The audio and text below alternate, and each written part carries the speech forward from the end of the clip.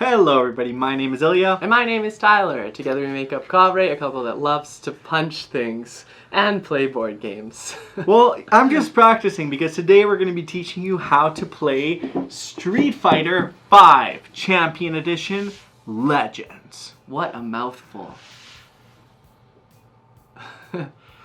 This game is designed by Mitch Schroeder and published by Colossal Games, who helped sponsor this video. In Street Fighter, you'll work cooperatively to defeat your nemesis. And guess what? You'll either win or lose. Well, let's head on over to the table and learn how to play this game. Now, what you see in this video is a prototype of this game. The final components may vary. First off, you'll begin by setting up. You'll choose a stage by gathering a stage sheet and the corresponding stage tiles. You'll lay out the map as shown on the stage setup and proceed by choosing a minion group. You'll gather the standees along with a minion sheet for that group. You'll place the minion standees in the spaces indicated on the setup diagram and follow any additional setup instructions outlined below. After you finish setting the stage, you'll flip the stage sheet onto the stage rules side and place it near the board. At this point, you can also place the fighter dice within reach of all players. Now each player will select a fighter. You'll choose a fighter, collect the miniature, the board, and the ability tokens along with the health tokens to fill your health bar. You'll place your fighter card round one face up, and the ability tokens in the corresponding spaces on the board with the standard side face up. The upgraded side is denoted by the triangle symbol here. Make sure that this side is face down at the start of the game. You'll then proceed by selecting a style deck corresponding to your fighter. You'll shuffle the deck and draw 4 cards as your starting hand. Finally, you'll place your miniature on the starting space denoted by this symbol.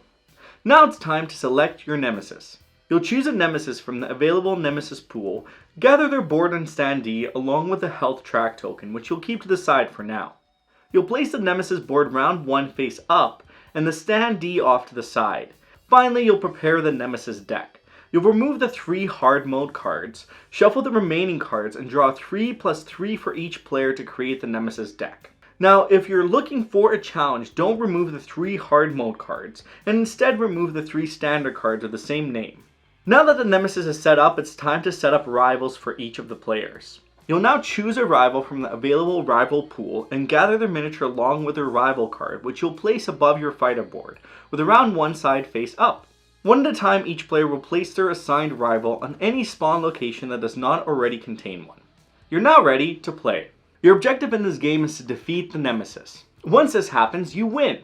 You will, however, lose if any of your team's fighters are defeated, or if the requirements are met of a special loss condition listed on the rules side of the stage sheet. This game is played over a number of turns until you either win or lose. You'll take turns in clockwise order, with each player taking a fighter and a Nemesis phase in full. Let's go over a turn. You'll begin in the fighter phase. You'll play 2 style cards and then draw back up to 4 in your hand. On your turn, you must play 2 style cards. Each time a card is played, you'll resolve the effects and then add it to your combo meter below your board. The combo meter will help you activate your ability tiles. You'll notice style cards have icons available for your use. Each ability has a combo icon associated with it. To perform an ability, you must pay the cost by discarding cards from the combo meter with icons that match those of the ability's combo icon cost. Once you do this, you may resolve each action listed on that ability from left to right.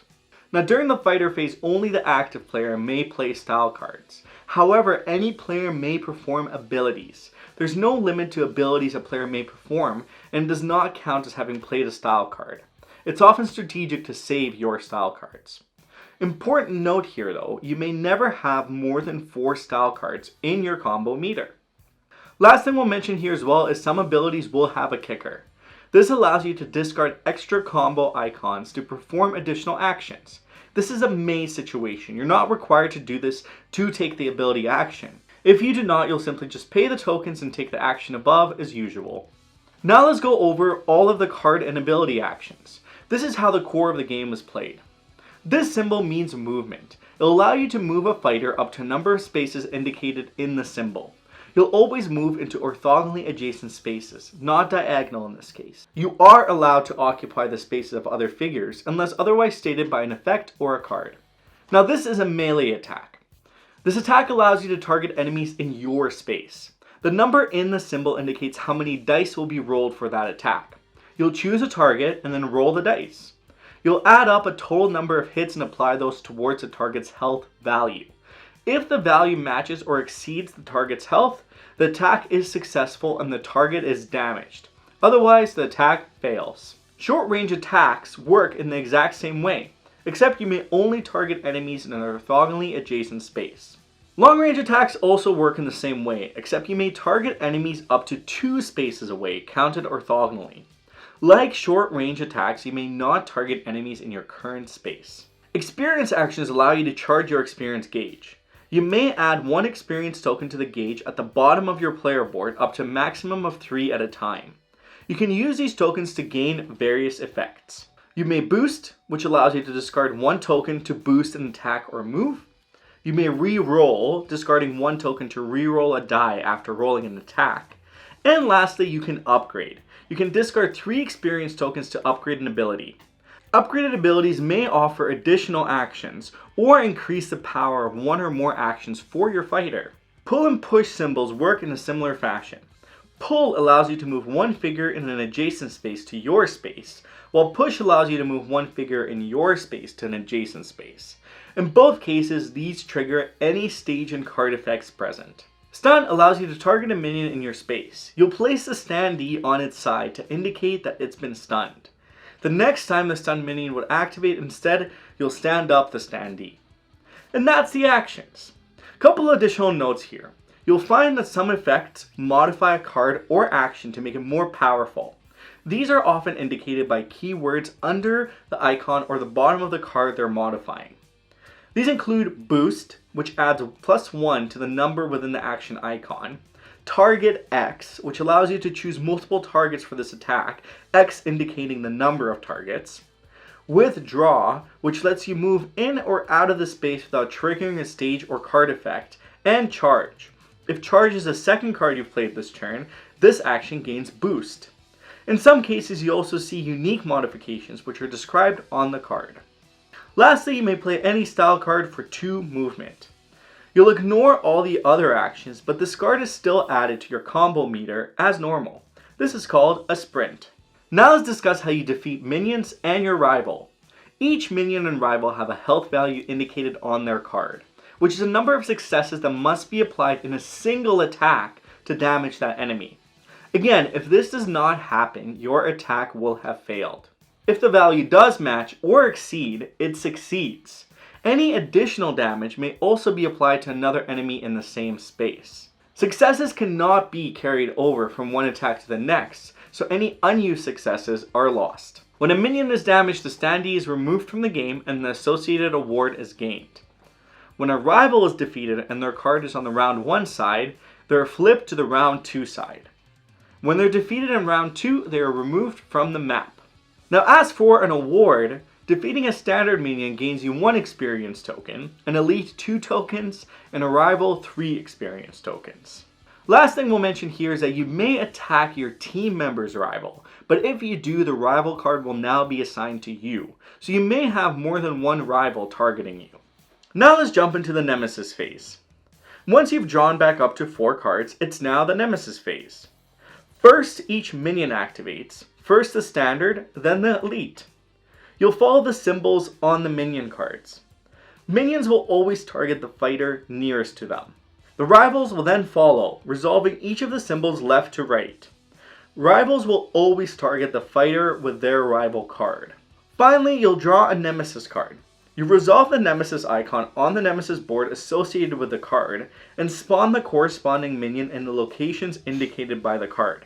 If a minion was to spawn but there are no more standees of that minion type, instead you'll draw another Nemesis card and activate the associated icon on that card. You will not spawn more minions with this card. Now most of the activation symbols will work here in the same manner. Your enemies will move the shortest possible way and do their best to defeat you in the process. The main thing to note here is that minions, rivals, and the Nemesis will not roll dice. They'll deal the damage equal to the value in the symbol. The stun also works in a similar fashion, but you have the ability to spend an experience token to stand your miniature back up, removing the stunned effect. This is the only new symbol. If played, you have the opportunity to discard one experience token. If you do not, you'll suffer 1 damage instead.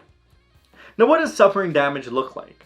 Well, for every dealt damage, you'll remove a green health token from your board. If your 4th token is removed, you are KO'd. If you're knocked out with your fighter on round 1 side up, you'll simply flip to round 2 and refill your health.